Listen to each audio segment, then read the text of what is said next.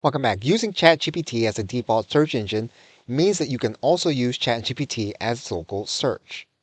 For example, we can turn on search. What we can then do is we can then write in our search query. Now, for the sake of this search, we're going to assume a United States zip code. You would use the territory code where you are in the world in order to test this process. We are now going to click enter. And what you'll notice is that ChatGPT can do some semblance of a local search, just as you would find in a more traditional search engine. That means you can also use driving directions. So if you have search enabled, you can type in your query and you can request driving directions as you would any other search engine.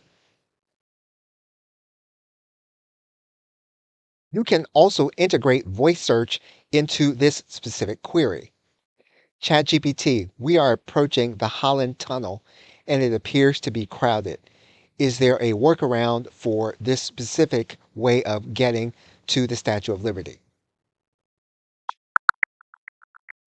If the Holland Tunnel is congested, consider using the George Washington Bridge. From Philadelphia, take I-95 North to the George Washington Bridge, then follow signs to Liberty State Park in New Jersey. This route avoids the tunnel and leads to ferries for the Statue of Liberty. So as you can see, you can integrate into your search voice interaction and you can do it in real time. Okay, so with that, thanks, and I will see you in another video.